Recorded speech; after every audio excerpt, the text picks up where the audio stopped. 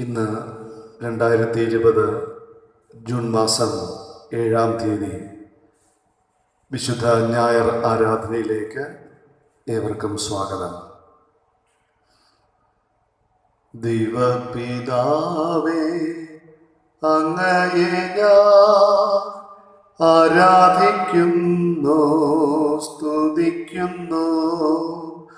ജീവനുമെൻ്റെ സർവസ്വവും മുമ്പിലണച്ചു കുമ്പിടുന്നു. ജീവനുമെൻ്റെ സർവസ്വവും മുമ്പിലണച്ചു കുമ്പിടുന്നു. ഇത് യഹോവ ഉണ്ടാക്കിയ ദിവസം ഇന്ന് നാം സന്തോഷിച്ച് ആനന്ദിക്കാം. ദൈവമേ, അങ്ങൻ്റെ ദൈവം അധികാലത്ത് ഞാൻ അങ്ങേ അന്വേഷിക്കും. വെള്ളമില്ലാതെ ഉണങ്ങി വരേണ്ട ദേശത്ത് എൻ്റെ ഉള്ളം അങ്ങേക്കായി ദാഹിക്കുന്നു, എൻ്റെ ദേഹം അങ്ങേക്കായി കാംക്ഷിക്കുന്നു. അങ്ങനെ അവിടുത്തെ ബലവും മഹത്വവും കാണേണ്ടതിന് ഞാൻ വിശുദ്ധ മന്ദിരത്തിൽ അങ്ങേ നോക്കിയിരിക്കുന്നു. ആരാധനയുടെ ആരംഭമായി നമുക്ക് തലകളെ വണക്കി പ്രാർത്ഥിക്കാം. സകലത്തിൻ്റെ ഉടയവനും ഞങ്ങളുടെ ജീവൻ്റെ അവകാശിയുമായ കർത്താവേ, ഒരു വിശുദ്ധമായ ദിവസം കൂടെ നിന്നെ ആരാധിപ്പാൻ നീ ഞങ്ങൾക്ക് തന്ന കൃപയ്ക്കായി സ്തോത്രം. പിതാവേ, സംഭവ ബഹുലത നിറഞ്ഞ ഒരു ആഴ്ച ഞങ്ങളെ വിട്ട് കടന്നുപോയി. കഴിഞ്ഞ ഞായറാഴ്ച ആരാധനയിൽ പങ്കെടുത്ത ഞങ്ങൾ എത്രയോ അതിശയകരമായിട്ട് നീ കാത്ത് സൂക്ഷിച്ചു. ലോകം മുഴുവനും വേദനയോടും ഞരക്കത്തോടും രോഗത്തിൻ്റെ കാഠിന്യത കൊണ്ടും ലോക ജനത മുന്നോട്ട് പോയിക്കൊണ്ടിരിക്കുകയാണ്. ഞങ്ങളുടെ ദേശവും ഭാരത്തോടെ വേദനയോടെ മുന്നോട്ട് പോയിക്കൊണ്ടിരിക്കുന്നു. എങ്കിലും വീണു പോകാതെ വണ്ണം എൻ്റെ യേശു കർത്താവ് ഞങ്ങളെ കരങ്ങളിൽ പിടിച്ചിരിക്കുന്ന കൃപയ്ക്കായി സ്തോത്രം. ഇന്ന് ഈ ആരാധന ഞങ്ങൾക്ക് അനുഗ്രഹമാക്കി തരണമേ. ഞങ്ങളുടെ പാപങ്ങളെ ഏറ്റുപറഞ്ഞ് പുതുക്കം പ്രാപിപ്പാൻ സഹായിക്കണമേ. ദൈവം നടത്തിയ വിധങ്ങളെ ഓർത്ത് സ്തോത്രം പാടാൻ ഞങ്ങൾക്ക് കൃപ തരണമേ. ഞങ്ങളുടെ ശിഷ്ടായുസിൻ്റെ അനുഗ്രഹത്തിന് വേണ്ടി പ്രാർത്ഥിച്ച് ശക്തി പ്രാപിപ്പാൻ ഈ വിശുദ്ധ പ്രഭാതം ഞങ്ങൾ ഒരുക്കണമേ എന്ന് ഞങ്ങൾ ദൈവത്തോട് പ്രാർത്ഥിക്കുന്നു. മറ്റു ചിന്തകളൊന്നും ഞങ്ങളെ ഭരിക്കരുത് തമ്പുരാനെ. പ്രാർത്ഥനയോടെ ഞങ്ങൾ ആരംഭിക്കുന്നു, യേശുവിൻ്റെ നാമത്തിൽ തന്നെ പിതാവേ, ആമേൻ. ദൈവനാമ സ്തുതിക്കും മഹത്വത്തിനുമായി നമുക്കെല്ലാവർക്കും ചേർന്ന് ക്രിസ്തീയ ആരാധനയ്ക്കുള്ള പാഠപുസ്തകത്തിലെ 3-ാമത്തെ പാട്ട് പാടാം. സർവലോകാധിപ നമസ്കാരം, സകല സൃഷ്ടികർത്ത നമസ്കാരം. ക്രിസ്തീയ ഗീതത്തിലെ 3-ാമത്തെ പാട്ട്.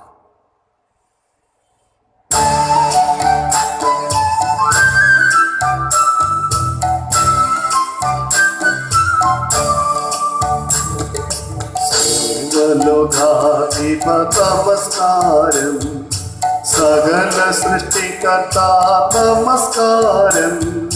ഹരകടൽ ജീവൻ വാനവും സൃഷ്ടിച്ച ദയപരപിതാവേ നമസ്കാരം. ഹരകടൽ ജീവൻ വാനവും സൃഷ്ടിച്ച ദയപരപിതാവേ നമസ്കാരം.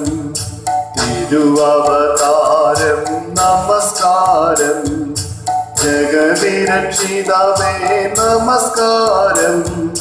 ധരതന്നിൽ മനുഷ്യർ ജീവനെ വരിപ്പാൻ കരുതന്നിൽ മരിച്ചോൻ നമസ്കാരം. ധരതന്നിൽ മനുഷ്യർ ജീവനെ വരിപ്പാൻ കരുതന്നിൽ മരിച്ചോൻ നമസ്കാരം. പരിശുദ്ധ ആത്മം നമസ്കാരം, പരമസൽ ഗുരുവേ നമസ്കാരം. അരുതിയായ അടിയങ്ങൾ അകത്തിൽ വസിക്കും ദിവ്യരക്ഷിതാവേ നമസ്കാരം. അരുതിയായ അടിയങ്ങൾ അകത്തിൽ വസിക്കും ദിവ്യരക്ഷിതാവേ നമസ്കാരം. തൊഴിലുള്ളോ നമസ്കാരം, പ്രിയഗാഥ നമസ്കാരം. കർത്താതി കർത്താ കാരുണ്യ കടലെ പ്രപഞ്ചത്തിൻ പിതാവേ നമസ്കാരം. കർത്താതി കാരുണ്യ കടലെ പ്രപഞ്ചത്തിൻ പിതാവേ നമസ്കാരം. പിതാവിനും പുത്രനും പരിശുദ്ധാത്മാവിനും മഹത്വം ഉണ്ടാകട്ടെ. നമുക്ക് ദൈവത്തിന് സ്തുതിയും മഹത്വവും കരേറ്റാം. ആരാധനക്രമത്തിൽ ഒന്നാമത്തെ ഭാഗം സ്തുതിലിത്താനികൾ മൂന്നാമത്തെ പുറത്തിലെ ഒന്നാമത്തെ സ്തുതിലിത്താനി.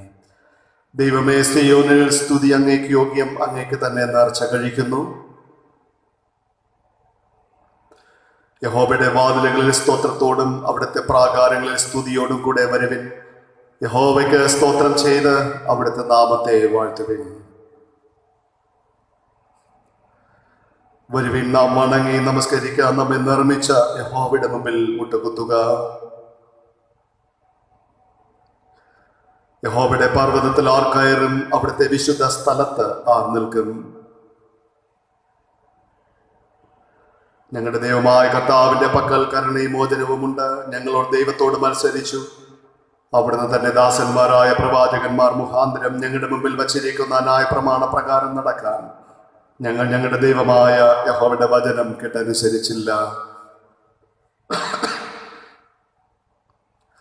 അധ്വാനിക്കുന്നവരും ഭാരം ചുമക്കുന്നവരുമായുള്ളവരേ, നിങ്ങൾ എല്ലാവരും എൻ്റെ അടുക്കലേക്ക് വരുവിൻ, ഞാൻ നിങ്ങളെ ആശ്വസിപ്പിക്കും. എൻ്റെ പാറയും എൻ്റെ വീണ്ടെടുപ്പുകാരനുമായ യഹോവേ, എൻ്റെ വായിലെ വാക്കുകളും എൻ്റെ ഹൃദയത്തിലെ ധ്യാനവും അങ്ങേക്ക് പ്രസാദമായിരിക്കുമാറാകട്ടെ. ആമേൻ. കർത്താവിൽ പ്രിയ സഹോദരങ്ങളെ, നമ്മുടെ പരമപിതാവായ സർവശക്തിയുള്ള ദൈവത്തിൻ്റെ അളവറ്റ കരുണയാലും സ്നേഹത്താലും നമ്മുടെ പാപങ്ങൾ മോചിക്കപ്പെടേണ്ടതിന് നാം ചെയ്തു പോയ പലവിധ പാപങ്ങളും കുറ്റങ്ങളും മറയ്ക്കാതെ താഴ്മയും അനുതാപവും അനുസരണമുള്ള ഹൃദയത്തോടെ ഏറ്റുപറവാൻ ദൈവവചനം നമ്മെ പ്രേരിപ്പിക്കുന്നു. അതുകൊണ്ട് നമുക്കെല്ലാവർക്കും വിശുദ്ധ ഹൃദയത്തോടും ഇനിയ ശബ്ദത്തോടും സ്വർഗീയ കൃപാസന സന്നിധിയിൽ നമുക്ക് നമ്മുടെ പാപങ്ങളെ ഏറ്റുപറഞ്ഞ് പ്രാർത്ഥിക്കാം. പ്രാർത്ഥനയ്ക്കായിട്ട് ഒരുങ്ങാം. ഒരു നിമിഷം ശാന്തമായി നമ്മുടെ ജീവിതത്തിൽ വന്നു പോയ എല്ലാ കുറവുകളും ഏറ്റുപറഞ്ഞ് പ്രാർത്ഥിക്കാം. ഇന്ന് പരിസ്ഥിതി ഞായറാഴ്ചയായിട്ട് നമ്മൾ ഓർമ്മിക്കുകയാണ്. പ്രകൃതിയോട് നമ്മൾ കാണിക്കുന്ന ക്രൂരതകൾ, മാനവരാശിയെ കാണിക്കുന്ന ക്രൂരതകൾ ക്ഷമിച്ചു തരണമേ എന്ന് യേശുവിനോട് ആത്മാർത്ഥമായി പ്രാർത്ഥിക്കാം. അറിഞ്ഞോ അറിയാതെയോ, വിചാരത്തിലോ വാക്കിലോ സംസാരത്തിലോ പ്രവൃത്തിയിലോ ഒക്കെ നമ്മുടെ ജീവിതത്തിൽ വന്നുപോയ എല്ലാ കുറവുകളും ആത്മാർത്ഥമായിട്ട് യേശുവിനോട് തുറന്ന് പറഞ്ഞ് നമുക്ക് പ്രാർത്ഥിക്കാമോ? നമുക്ക് പാപമില്ല എന്ന് നാം പറയുന്നുവെങ്കിൽ നമ്മെ വഞ്ചിക്കുന്നു. സത്യം നമ്മളില്ല പ്രിയപ്പെട്ടവരെ. എന്നാൽ നമ്മുടെ പാപങ്ങൾ ഏറ്റു പറയുന്നുവെങ്കിൽ ദൈവം നമ്മോട് പാപങ്ങളെ ക്ഷമിച്ച് സകല നീതി പോക്കി നമ്മെ ശുദ്ധീകരിപ്പാൻ തക്കവണ്ണം വിശ്വസ്തനും നീതിമാനും ആകുന്നു. നമ്മുടെ പാപങ്ങളെ ഏറ്റു പറഞ്ഞ് പ്രാർത്ഥിക്കാൻ ആരാധനക്രമത്തിലെ 10-ാമത്തെ പുറത്തിലെ 2-ാമത്തെ പ്രാർത്ഥന ഉപയോഗിക്കാം. ഞങ്ങളുടെ പിതാവായ ദൈവമേ, വാക്കിലും പ്രവൃത്തിയിലും വിചാരത്തിലും ഞങ്ങൾ അങ്ങേക്ക് വിരോധമായി പാപം ചെയ്തിരിക്കുന്നു. ഞങ്ങൾ പൂർണ്ണ മനസ്സോട് അങ്ങയെ സ്നേഹിച്ചിട്ടില്ല. ഞങ്ങളെപ്പോലെ തന്നെ ഞങ്ങളുടെ അയൽക്കാരെയും സ്നേഹിച്ചിട്ടില്ല. ഞങ്ങളോട് കരുണയുണ്ടാകണമേ. ഞങ്ങളുടെ പാപം മാറ്റി ഞങ്ങളെ ശുദ്ധീകരിക്കണമേ. ഞങ്ങളുടെ സകല കുറ്റങ്ങളിൽ നിന്നും ഞങ്ങളെ രക്ഷിക്കണമേ. ഞങ്ങളുടെ കർത്താവായ യേശു ക്രിസ്തു മൂലം ഞങ്ങളുടെ പ്രാർത്ഥന കേൾക്കണമേ. ആമേൻ. എപ്പോഴും കരുണയുണ്ടാകുകയും ക്ഷമിക്കുകയും ചെയ്യുന്ന ദൈവമേ, ഞങ്ങളുടെ താഴ്മയുള്ള അപേക്ഷകൾ അങ്ങ് ചെവികൊള്ളണമേ. ഞങ്ങൾ ഞങ്ങളുടെ പാപങ്ങൾ കൊണ്ട് ബന്ധിക്കപ്പെട്ടവരാകുന്നു. എങ്കിലും അവിടുത്തെ മഹാബലിയ കരുണ കൊണ്ട് അവയിൽ നിന്നും ഞങ്ങൾ അഴിച്ചു വിടണമെന്ന് ഞങ്ങളുടെ കർത്താവായ യേശു ക്രിസ്തു മൂലം ഏറ്റവും വിനയമായി അപേക്ഷിക്കുന്നു. ആമേൻ. ഒരുത്തൻ പാപം ചെയ്തുവെങ്കിലോ നീതിമാനായ യേശു ക്രിസ്തു എന്ന കാര്യം നമുക്ക് പിതാവിൻ്റെ അടുക്കലുണ്ട്. ആ ദൈവം നമ്മുടെ പാപങ്ങൾക്ക് പ്രായശ്ചിത്തമാകുന്നു. നമ്മുടേതിന് മാത്രമല്ല, സർവ്വലോകത്തിന്റെ പാപത്തിനും തന്നെ. പാപങ്ങൾ ഏറ്റുപറഞ്ഞ നമ്മോട് ദൈവം ഇങ്ങനെ പറയുന്നു: എൻ്റെ നിമിത്തം ഞാൻ തന്നെ നിന്റെ അതിക്രമങ്ങൾ മായിച്ചു കളഞ്ഞിരിക്കുന്നു. ഇനിമേൽ നിന്റെ പാപത്തെ ഞാൻ ഓർക്കുന്നില്ല എന്ന്. പ്രിയരെ, നമ്മുടെ പാപങ്ങളും കുറവുകളും എല്ലാം പരിഹരിച്ചു തന്ന, എല്ലാം ക്ഷമിച്ചു തന്ന ദൈവത്തിന് മനഃപൂർവ്വമായി സ്തോത്രവും നന്ദിയും അർപ്പിക്കാം. ദൈവം തൻ്റെ പൈതലായി നമ്മെ ഓരോരുത്തരെ ആക്കി തീർത്തിരിക്കുകയാണ്. യേശുവേ, നീ എന്നെ സ്നേഹിച്ചതിനായി, ഈ കഴിഞ്ഞ ആഴ്ച എൻ്റെ ജീവിതത്തിൽ വന്നതായ എല്ലാവിധമായ ബലഹീനതകളും അവിടുന്ന് പുറത്തതിനായി ദൈവമേ സ്തോത്രം എന്ന് നമുക്ക് ദൈവത്തോട് പറയാം. ജീവനുള്ളവരുടെ ദേശത്ത് നമ്മെ ആക്കിയ വിധങ്ങൾക്കായി സ്തോത്രം പറയാം. പ്രയാസങ്ങളുടെ മധ്യത്തിലും പ്രശ്നങ്ങളുടെ മധ്യത്തിലും പിടിച്ചു നിൽക്കാനുള്ള കഴിവ് തന്ന, രോഗങ്ങളുടെ മധ്യത്തിലും അതിജീവിപ്പാനുള്ള ശക്തി തന്ന ദൈവത്തിന് നമുക്ക് നന്ദി പറയാം. 14-ാമത്തെ പുറത്തിലെ പൊതുവായ സ്തോത്ര പ്രാർത്ഥന ഉപയോഗിക്കാമോ? സർവശക്തിയുള്ള ദൈവമേ, മഹാകരുണയുള്ള പിതാവേ, അങ്ങയുടെ അയോഗ്യദാസരായ ഞങ്ങളോടും സകല മനുഷ്യരോടും അങ്ങേക്കുള്ള സകല കരുതലുകൾക്കായും ആർദ്രതയ്ക്കായും ഞങ്ങൾ അങ്ങേക്ക് മഹാവിനിയവും മനഃപൂർവമായ സ്തോത്രം ചെയ്യുന്നു. ഞങ്ങളെ സൃഷ്ടിച്ചതിനും പരിപാലിക്കുന്നതിനും ഈ ആയുസ്സിലെ സകല അനുഗ്രഹങ്ങൾക്കായും എല്ലാറ്റിനുമേലായി ഞങ്ങളുടെ കർത്താവായ യേശു മിശിഹ മൂലം ലോകത്തെ വീണ്ടെടുത്ത അവിടുത്തെ വിലമതിച്ചുകൂടാത്ത സ്നേഹത്തിനായി ഞങ്ങൾ അങ്ങേ വാഴ്ത്തുന്നു. അങ്ങ് നൽകിയ കൃപാവഴികൾക്ക് വേണ്ടി, മഹത്വത്തിന്റെ പ്രത്യാശയ്ക്ക് വേണ്ടി ഞങ്ങൾ അങ്ങേ സ്തുതിക്കുന്നു. ഞങ്ങളുടെ ഹൃദയങ്ങൾ കളങ്കമില്ലാതെ നന്ദിയുള്ളവയായി തീരേണ്ടതിനും അങ്ങേ സേവിക്കുന്നതിന് ഞങ്ങൾ ഏൽപ്പിച്ച നാളുകളൊക്കെയും വിശുദ്ധിയോടും നീതിയോടും അങ്ങയുടെ മുമ്പാകെ നടക്കേണ്ടതിനും, അങ്ങനെ ഞങ്ങളുടെ അധരങ്ങൾ കൊണ്ട് മാത്രമല്ല ഞങ്ങളുടെ ജീവിതം കൊണ്ടും അവിടുത്തെ സ്തുതിയെ പരിസ്ഥപ്പെടുത്തേണ്ടതിനും അവിടുത്തെ സകല കരുണകളെ കുറിച്ചുള്ള ബോധം ഞങ്ങൾക്ക് തരണമെന്ന് ഞങ്ങളുടെ കർത്താവായ യേശു മിശിഹ മൂലം ഞങ്ങൾ അപേക്ഷിക്കുന്നു. പിതാവിനും പുത്രനും പരിശുദ്ധാത്മാവിനും സകല ബഹുമാനവും മഹത്വവും കാലാവസാനം കൂടാതെ ഉണ്ടായിരിക്കണമേ. ആമേൻ.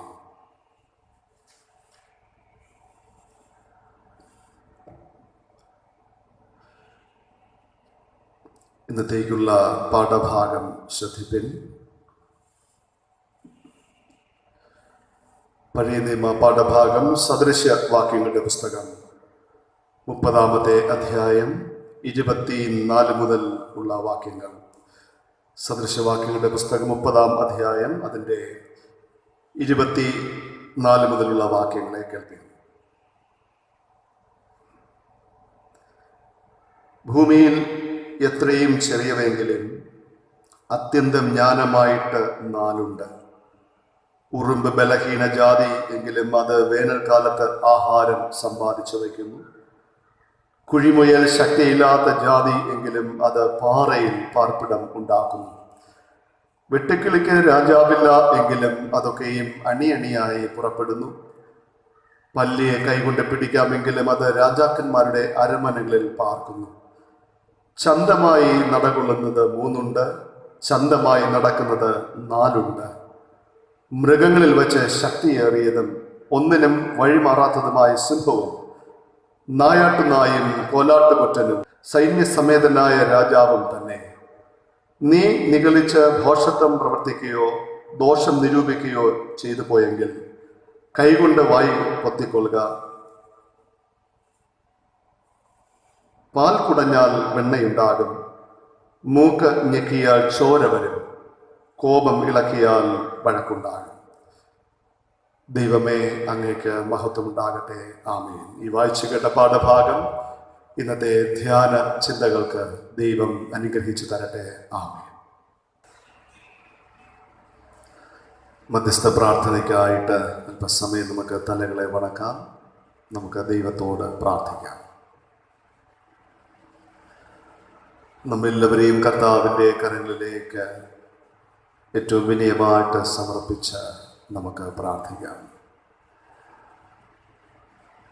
ഇന്ന് പരിസ്ഥിതി ഞായറാഴ്ചയായിട്ട് നമുക്ക് ഓർക്കാനും ദൈവത്തെ സ്തുതിപ്പാനൊക്കെയുള്ള ഭാഗ്യം ദൈവം നമുക്ക് തന്നിരിക്കുന്നു.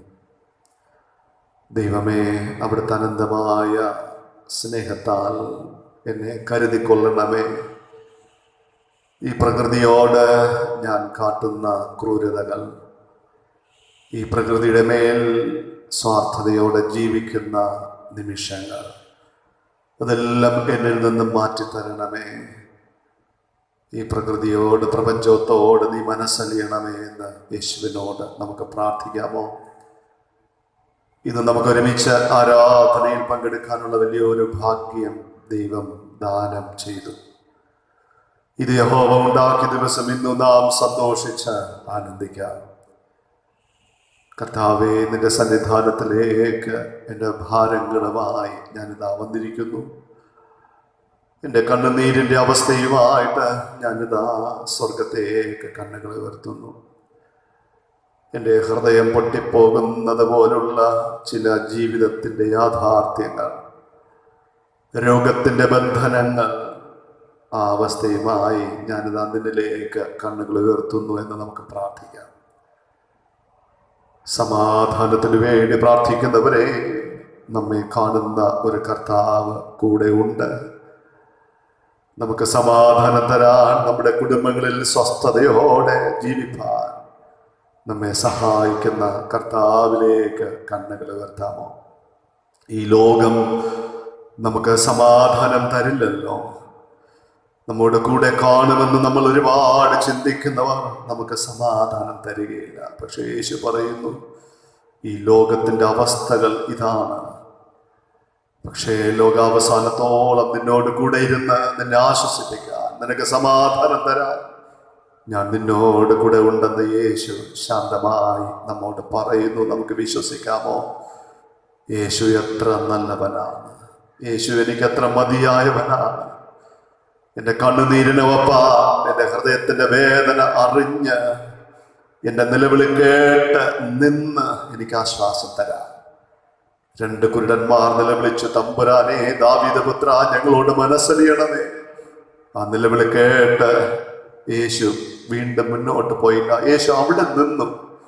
ഇന്ന് നമ്മൾ നിലവിളിക്കുമ്പോൾ, നമ്മുടെ ഹൃദയം പൊട്ടിപ്പോകുമ്പോൾ അവിടെ നിൽക്കുകയാണ് യേശു. ആ യേശു എന്നോടും നിന്നോടും കൂടെ ഉണ്ട്. പ്രിയപ്പെട്ടവരെ, ലോകാവസാനത്തോളം ആ യേശു ഉണ്ട് എന്ന ഉറപ്പ് തന്നിരിക്കുന്നു. നമുക്കത് വിശ്വസിക്കാമോ? നമ്മുടെ രോഗത്തിൻ്റെ എല്ലാ അവസ്ഥകളും യേശുവിനോട് പറഞ്ഞ് പ്രാർത്ഥിക്കാം. വ്യത്യസ്തമായ രോഗങ്ങളാൽ ബന്ധിതരായിരിക്കുന്നവർ, ഭാരപ്പെടുന്നവർ ഇന്ന് ഈ ആരാധന പങ്കെടുക്കുന്നുണ്ട്.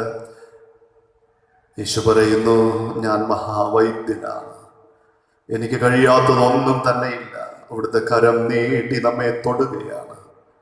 നമ്മുടെ വേദനകളുള്ള ഭാഗത്ത് യേശുവേ, നിന്റെ കരമൊന്ന് വയ്ക്കണമേ എന്ന് യേശുവിനോട് നമുക്ക് പ്രാർത്ഥിക്കാം. നമുക്ക് തന്നെ കുരിശിൻ്റെ അടയാളം വരയ്ക്കാം. എന്ത് വേദനയാണ് നമ്മൾ അനുഭവിച്ചു കൊണ്ടിരിക്കുന്നത്? ശരീരത്തിൻ്റെ വേദനകൾ, തലവേദനയുടെ പ്രയാസങ്ങൾ, ശരീരത്തിൻ്റെ കഠിനമായ വേദനകൾ, കൈകാലുകളുടെ വേദനകൾ, ഹാർട്ട് സംബന്ധമായ രോഗത്തിൻ്റെ ബന്ധനങ്ങൾ, പ്രയാസങ്ങൾ, ഡയബറ്റിക്, കൊളസ്ട്രോൾ, BP തുടങ്ങിയതായ രോഗങ്ങൾ, വിട്ടുമാറാത്ത ചുമകൾ, അലർജികൾ, ശ്വാസമുട്ടലിൻ്റെ പ്രയാസങ്ങൾ, അതുപോലെ തന്നെ മാനസിക സംഘർഷങ്ങൾ, പിരിമുറുക്കങ്ങൾ എല്ലാം കർത്താവിൻ്റെ പാദപീഠത്തിലേക്ക് നമുക്ക് സമർപ്പിച്ച് പ്രാർത്ഥിക്കാം.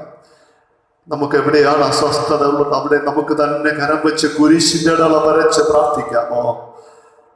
നമുക്ക് തന്നെ കുരിശിൻ്റെ അടയാളം വരച്ച് പ്രാർത്ഥിക്കാമോ? വിശ്വാസത്തോടെ പ്രാർത്ഥിക്കാമോ? കർത്താവ് നമ്മെ വിടുവിക്കുന്ന സമയമാണ്, നമ്മെ ആശ്വസിപ്പിക്കുന്ന സമയമാണ്.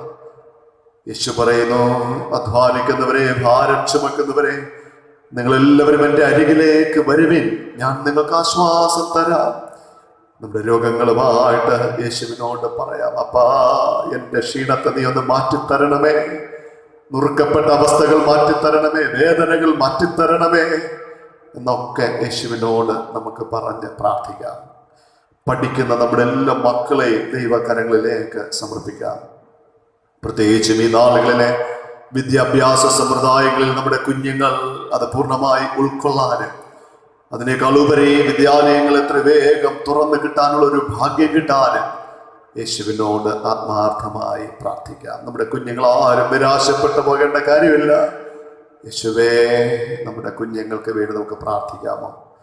ഉപരിപഠനം കഴിഞ്ഞ് തൊഴിലുകൾക്ക് വേണ്ടി ആഗ്രഹിക്കുന്നവർ, PSC ടെസ്റ്റുകൾ എഴുതുന്നവർ, റാങ്ക് ലിസ്റ്റിൽ പേര് വന്ന് നിയമനങ്ങൾക്ക് വേണ്ടി കാത്തിരിക്കുന്നവർ, എല്ലാവരെയും കർത്താവിൻ്റെ കരങ്ങളിലേക്ക് നമുക്ക് സമർപ്പിച്ച് പ്രാർത്ഥിക്കാം. ദൈവം നമുക്ക് ഒരു തൊഴിൽ തരാതെ നമുക്ക് ഒന്നുമില്ല പ്രിയപ്പെട്ടവരെ. അതാണ് നമ്മൾ മനസ്സിലാക്കേണ്ടത്. ഒരു തൊഴിൽ അത് ദൈവത്തിൻ്റെ ദാനമാണ്. ദൈവം കനിഞ്ഞാലേ ഉള്ളൂ. യേശുവേ, നീ സഹായിക്കണമേ, എൻ്റെ പഠനത്തിൽ ഞാൻ എഴുതുന്ന ടെസ്റ്റുകളിൽ, എൻ്റെ റാങ്ക് ലിസ്റ്റിലൊക്കെ നീ ഒന്ന് പ്രവർത്തിക്കണമേ എന്ന് ഹൃദയവേദനയോടെ, ആത്മഭാരത്തോടെ നമുക്ക് പ്രാർത്ഥിക്കാം. കുടുംബജീവിതത്തെ പ്രവേശിപ്പാൻ വിവാഹ നിശ്ചയം കഴിഞ്ഞ് വിവാഹത്തിന് വേണ്ടി നോക്കി ഇരിക്കുന്നവർ, ആഗ്രഹിക്കുന്നത് പോലെ വിവാഹങ്ങൾ നടക്കണം. നമ്മുടെ പ്രിയപ്പെട്ടവരെ നമുക്ക് ഒരുമിച്ച് കൂട്ടേണ്ട ആവശ്യമുണ്ട്. ഒരു വലിയ സന്തോഷത്തിന്റെ ദിവസമാണല്ലോ വിവാഹം. അതിനൊക്കെ നല്ല സാഹചര്യങ്ങൾ നമുക്ക് കിട്ടാൻ ദൈവമേ നീ സഹായിക്കണമേ എന്ന് നമുക്ക് പ്രാർത്ഥിക്കാം. കുഞ്ഞുങ്ങൾക്ക് വേണ്ടി പ്രാർത്ഥിക്കുന്ന ദമ്പതിമാരുണ്ട് നമ്മുടെ ആലയത്തിൽ. അവിടുന്ന് കണ്ണുനീരൊപ്പുന്ന ദൈവമാണ്. അവിടുന്ന് നമ്മുടെ പ്രാർത്ഥനകൾ കേട്ടിരിക്കുന്ന ദൈവമാണ്. തക്ക സമയത്ത് അവിടുന്ന് മറുപടി തരും. വിശ്വസിക്കുക, ദൈവം നിങ്ങളിൽ പ്രവർത്തിക്കുകയാണ്. നിങ്ങൾ വിശ്വസിക്കുക, ദൈവം എനിക്ക് കുഞ്ഞിനെ തരാൻ മതിയായവനാണ്. ദൈവത്തിന് കഴിയാത്തത് ഒന്നും തന്നെയില്ല. വിശ്വാസം ചോർന്നു പോകരുത് ഒരിക്കലും. എത്രയോ വർഷങ്ങളായി ഈ സഭ നിങ്ങൾക്ക് വേണ്ടി പ്രാർത്ഥിക്കുന്നു. നിങ്ങൾ കണ്ണുനീരോടെ പ്രാർത്ഥിക്കുന്നവരാണ്. വിശ്വാസം ചോർന്നു പോകരുത്. നമ്മളിവിടെ പ്രാർത്ഥിച്ച പ്രാർത്ഥനയ്ക്ക് ഒരിക്കലൊരു മറുപടി ഉണ്ട്, നിശ്ചയമാണ്. അതുകൊണ്ട് വിശ്വസിപ്പേ, ദൈവം നിങ്ങളെ അനുഗ്രഹിക്കുകയാണ്. നിങ്ങൾക്ക് തലമുറകളെ തന്ന് അനുഗ്രഹിക്കുന്ന ദൈവമാണ്. വിശ്വസിക്കാമോ? അതുപോലെ വിവിധ ഉപജീവന മാർഗങ്ങൾ ചെയ്യുന്നവരാണ് നമ്മെല്ലാവരും. കൃഷിപ്പണികൾ ചെയ്യുന്നവർ, തൊഴിലുറപ്പ് പണികൾ ചെയ്യുന്നവർ, കാർഷിക വൃത്തികൾ ചെയ്യുന്നവർ, അതുപോലെ കൂലിപ്പണികൾ ചെയ്യുന്നവർ, മൃഗങ്ങളെ വളർത്തി ജീവിക്കുന്നവർ, ബിസിനസ്സുകൾ ചെയ്യുന്ന ഒരുപാട് ആൾക്കാരുണ്ട്, കച്ചവടങ്ങൾ ചെയ്യുന്നവരുണ്ട്, സർക്കാർ സേവനങ്ങളിലായിരിക്കുന്നവർ, പ്രൈവറ്റ് മേഖലകളിൽ പണിയെടുക്കുന്നവർ, വാഹനങ്ങളെ ഓടിച്ച് കുടുംബജീവിതം നയിപ്പാൻ ആഗ്രഹിക്കുന്നവർ, വിദേശത്തൊക്കെ ആയിരിക്കുന്നവർ, എല്ലാവരെയും കർത്താവിൻ്റെ കരങ്ങളിലേക്ക് ഏറ്റവും വിനയമായിട്ട് സമർപ്പിച്ച് പ്രാർത്ഥിക്കാം. നമ്മെല്ലാവരെയും കർത്താവിൻ്റെ കരങ്ങളിലേക്ക് നമുക്ക് ആത്മാർത്ഥമായി സമർപ്പിക്കാം. എല്ലാ സുവിശേഷ വേലകളെയും ഈ സമയം നമുക്ക് ഓർക്കാമോ? സുവിശേഷ വേലകൾക്ക് പലയിടങ്ങളിലും ശക്തമായ പ്രതിസന്ധികൾ നേരിട്ടുകൊണ്ടിരിക്കുന്ന ഒരു കാലഘട്ടമാണ്. എല്ലാ മിഷണറി പ്രവർത്തനങ്ങൾക്കായും വിവിധ സ്റ്റേറ്റുകളിൽ, ഗ്രാമങ്ങളിൽ നടക്കുന്ന എല്ലാ സുവിശേഷ വേലകളും ദൈവകൃപയാൽ വീണ്ടും വീണ്ടും ശക്തി പ്രാപിക്കേണ്ടുന്നതിന് യേശുവിനോട് നമുക്ക് പ്രാർത്ഥിക്കാം. അനാഥരായി കഴിയുന്ന ഒരു വലിയ സമൂഹം, ജനത നമ്മുടെ മധ്യയുണ്ട്. വ്യത്യസ്തമായ വിഷയങ്ങളാൽ വേദനിക്കുന്ന ഒരു വലിയ കൂട്ടം ആൾക്കാര് ഉണ്ട്. ഏകാന്തതകളിലൂടെ കടന്നു പോകുന്ന പ്രിയപ്പെട്ടവർ, എൻ്റെ യേശുവേ, എൻ്റെ സങ്കടം പറയാനായിട്ട് എനിക്ക് ആരുണ്ടപ്പ? ഞാൻ പലപ്പോഴും ഒറ്റപ്പെട്ടതുപോലെ എനിക്ക് തോന്നുന്നു എന്നൊക്കെ ചിന്തിക്കുന്ന ആൾക്കാര്, എനിക്കാരുമില്ല എന്ന് ചിന്തിക്കുന്നവര്, അവിടെ എല്ലാം യേശു പറയുകയാണ്, നീ ഒറ്റയ്ക്കല്ല, ഞാൻ നിന്നോട് കൂടെ ഉണ്ട്. ഞാൻ ആകുന്നവൻ ഞാനാണ്, നീ ഒറ്റയ്ക്കല്ല. നമുക്ക് അതത് സമയത്ത് മന്ന തരുന്ന ദൈവം, നമുക്ക് അതത് സമയത്ത് ആരോഗ്യം തരുന്ന ദൈവം, നമ്മുടെ ജീവിതമാകുന്ന പ്രശ്നമാകുന്ന ആ മഹാസമുദ്രത്തിൽ മുങ്ങിത്താണുകൊണ്ടിരിക്കുമ്പോൾ പത്രോസിന്റെ അരികിലേക്ക് ഓടിച്ചെന്ന് മുങ്ങിത്താണുകൊണ്ടിരുന്ന പത്രോസിനെ കൈപിടിച്ച് എഴുന്നേൽപ്പിച്ച് നിർത്തിയ നമ്മുടെ ദൈവം, നമ്മുടെ ജീവിതമാകുന്ന പ്രശ്നങ്ങളിൽ ഒരുപാട് കോളിളക്കങ്ങൾ ഉണ്ടാകുമ്പോൾ, എനിക്ക് ആരുമില്ല എന്ന് കരയുമ്പോൾ, അവിടെയൊക്കെ ഓടി വന്ന് ആശ്വസിപ്പിക്കുന്ന എൻ്റെ യേശുനാഥൻ നമ്മോട് കൂടെ ഉണ്ട്. പ്രിയപ്പെട്ടവരെ, ഈ ആഴ്ചയുടെ ഒന്നാമത്തെ ദിവസത്തിൽ നമ്മൾ ഈ ആരാധനയിൽ പങ്കെടുത്ത് പുതിയ ആഴ്ച നമ്മൾ ആരംഭിക്കുമ്പോൾ നമുക്ക് അങ്ങനെ വിശ്വസിക്കാമോ? എനിക്ക് ആരുമില്ല എന്നല്ല പറയേണ്ടുന്നത്, എനിക്ക് എൻ്റെ കർത്താവുണ്ട്. ദൈവത്തിന് സ്തോത്രം. എനിക്കാരുമില്ല എന്ന് നമ്മൾ ആരും പറയരുത്. എനിക്കെൻ്റെ യേശുവുണ്ട്. എൻ്റെ യേശു എൻ്റെ ജീവിതമാകുന്ന പടകിലുണ്ട്. അതുകൊണ്ട് ഞാൻ കുലുങ്ങിപ്പോകയില്ല. എത്ര തന്നെ പ്രശ്നങ്ങൾ വന്നാലും, കരയേണ്ടുന്ന നിമിഷങ്ങൾ വന്നാലും, അവിടെ എൻ്റെ യേശു ഉള്ളത് കൊണ്ട് ഞാൻ ഒരിക്കലും കുലുങ്ങിപ്പോകയില്ല എന്ന ആ ഒരു വിശ്വാസം, ആ ഒരു വിശ്വാസത്തോടു കൂടെ തന്നെ നമുക്ക് പ്രാർത്ഥിക്കാം. നമുക്കെല്ലാവർക്കും അറിയാവുന്നതായ ഒരു പാട്ട്, ആശ്വാസദായകനായി എനിക്ക് യേശു അരികിലുണ്ട്, എന്തെന്ത് ഭാരങ്ങൾ വന്നാലും അവൻ എന്നെ കൈവിടാത്ത ദൈവമാണ്. ഈ പാട്ട് നമുക്ക് ചേർന്ന് പാടാമോ? ആശ്വാസദായകനായി എനിക്കേശു അരികിലുണ്ട്. എന്തെന്തു ഭാരങ്ങളേറി വന്നാലും എന്നെ കൈവിടാത്തവൻ. എന്തെന്തു ഭാരങ്ങളേറി വന്നാലും എന്നെ കൈവിടാത്തവൻ. ആവശ്യഭാരങ്ങളാ ഞാനാകുലനായിടുമ്പോ, ആവശ്യഭാരങ്ങളാ ഞാനാകുലനായിടുമ്പോ തന്റെ സാന്ത്വനം നൽകി വഴി നടത്തും യേശു അരികിലുണ്ട്.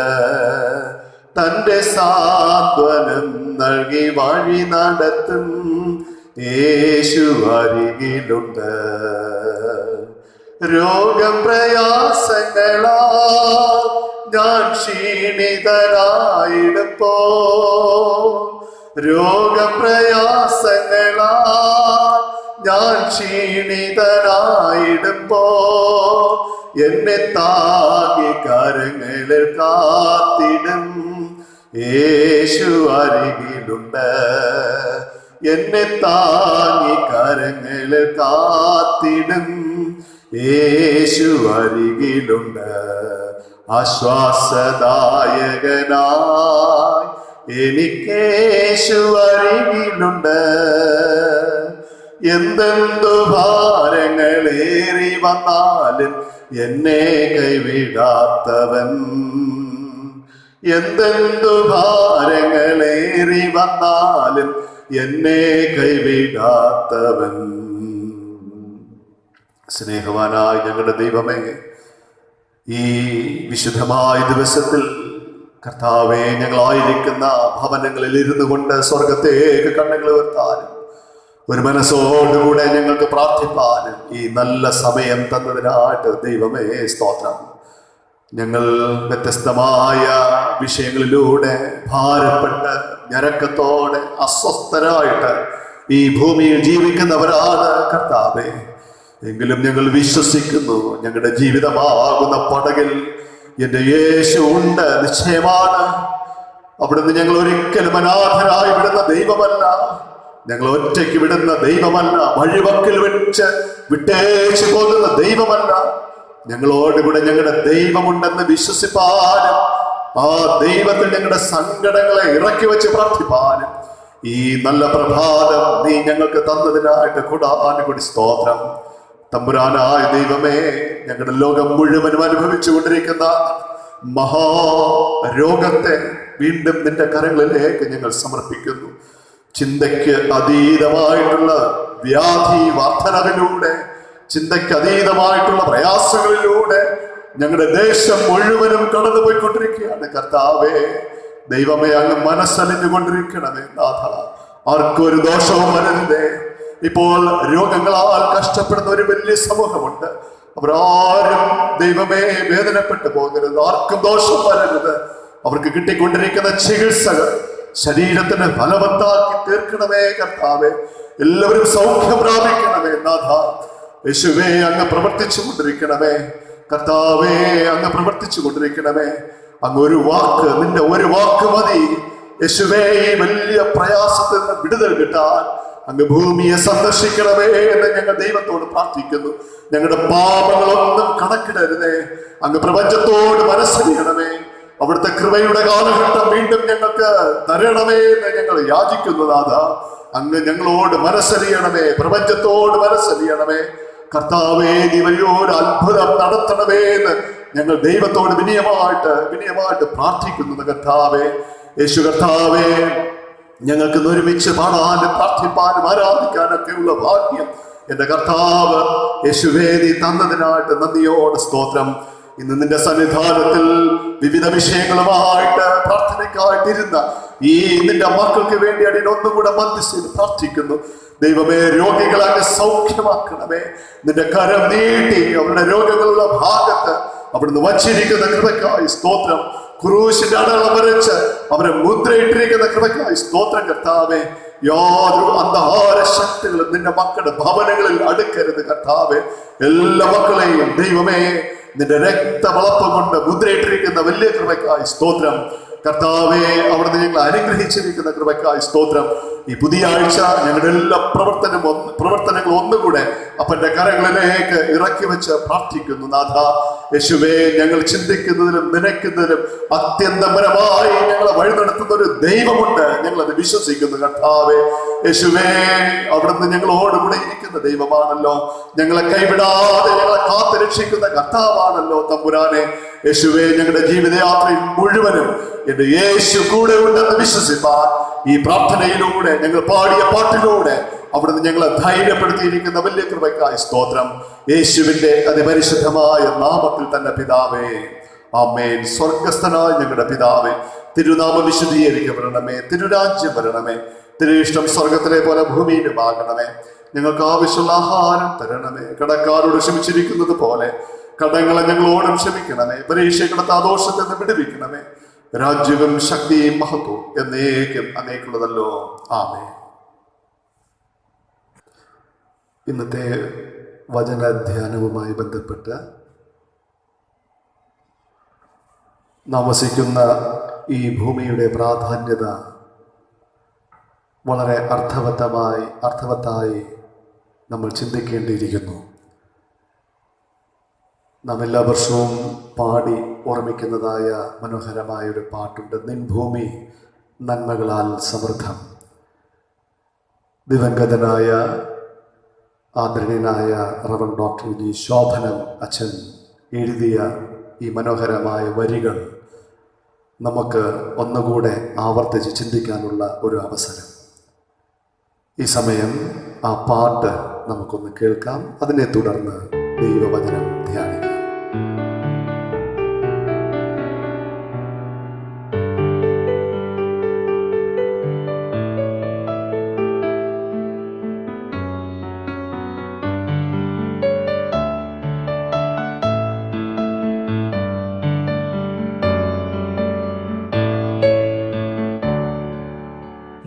ഭൂമി നന്മകളാൽ സമൃദ്ധം, എത്രയോ ചേതോഹരം.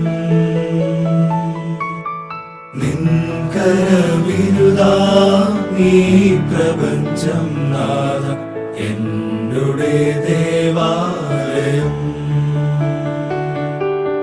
നിൻകരവിരുതാം ഈ പ്രപഞ്ചം നാഥ എന്നുടെ ദേവാലയം.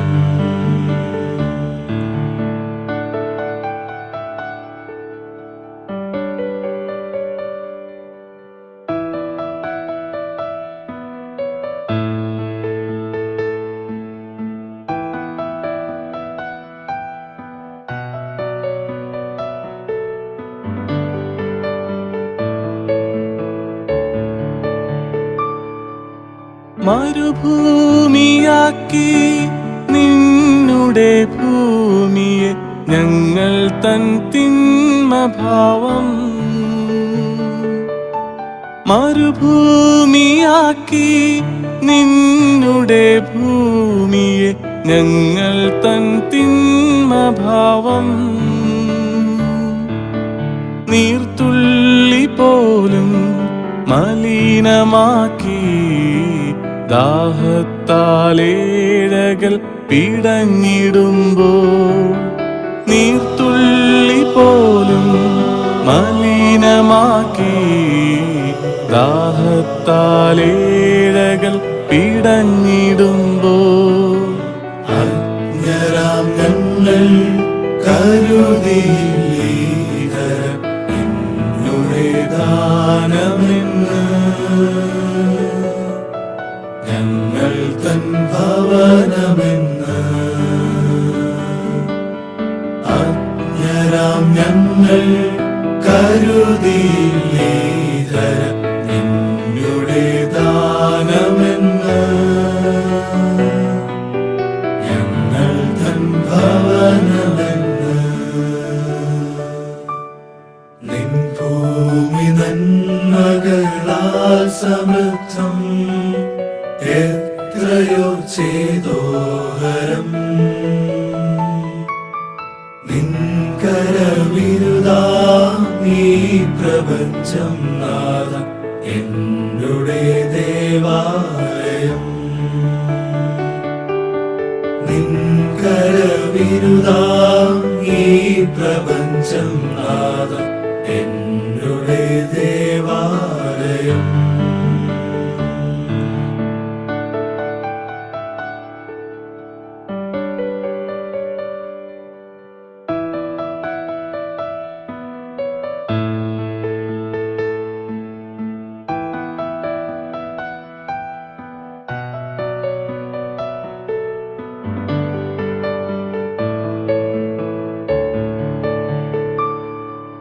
സ്വാർത്ഥത തിങ്ങി ശിഥിലമായിന്നിത ഞങ്ങൾ തൻ സ്നേഹബന്ധങ്ങൾ. സ്വാർത്ഥത തിങ്ങി ശിഥിലമായിന്നിത ഞങ്ങൾ തൻ സ്നേഹബന്ധങ്ങൾ.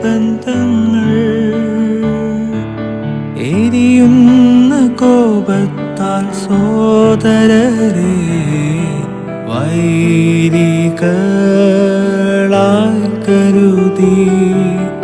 എരിയുന്ന കോപത്താൽ സോദരരെ വൈരികളായി കരുതി. അന്ധരാം ഞങ്ങൾ കരുതിയില്ല ഇവർ നിന്നുടെ ദാനമെന്ന്. സ്വന്തം സോദരന്ന് അന്ധരാം ഞങ്ങൾ കരുതിയില്ല ഇവർ നിന്നുടെ ദാനമെന്ന്. സ്വന്തം സോദരന്ന് നിൻ ഭൂമി നന്മകളാൽ സമൃദ്ധം എത്രയോ ചേതോഹരം നിൻകരവിരുതാം ഈ പ്രപഞ്ചം നാഥ എന്നുടെ ദേവാലയം നിൻകരവിരുതാം ഈ പ്രപഞ്ചം നാഥ എന്നുടെ ദേവാലയം.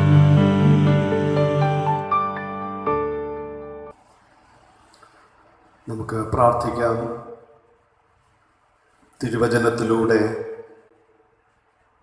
ഈ പ്രപഞ്ചത്തോടുള്ള കാഴ്ചപ്പാട് ഞങ്ങൾക്ക് തരികയും ഞങ്ങളുടെ ഉത്തരവാദിത്തങ്ങളെ ഉണർത്തുകയും ചെയ്യുന്ന ദൈവമേ, ഇന്ന് ഞങ്ങൾ പരിസ്ഥിതി ഞായറാഴ്ചയായിട്ട് ഓർക്കുമ്പോൾ ഞങ്ങൾ ചിന്തിക്കുന്ന ചിന്തകൾ, ധ്യാനങ്ങൾ ഞങ്ങൾക്കൊരു അനുഗ്രഹവും ആശ്വാസവുമാക്കി തരണമേ. പിതാവായ ദൈവമേ, ബലഹീനനായ അടിയനെ കേൾവിക്കാരായി ഞങ്ങളെല്ലാവരെയും അവിടുത്തെ ആത്മാവ് കൊണ്ട് നിറയ്ക്കണം. യേശുവിൻ്റെ നാമത്തിൽ തന്നെ പിതാവേ, ആമേൻ. കർത്താവിൽ പ്രിയ സഹോദരി സഹോദരങ്ങളെ, ഈ നല്ല വിശുദ്ധ പ്രഭാതത്തിൽ നിങ്ങളോട് ചേർന്ന് എനിക്കും ദൈവത്തെ ആരാധിപ്പാൻ ദൈവമൊരുക്കി തന്ന ഈ മഹാഭാഗ്യത്തെ ഓർത്ത് ദൈവത്തിന് സ്തോത്രം കരേറ്റുന്നു.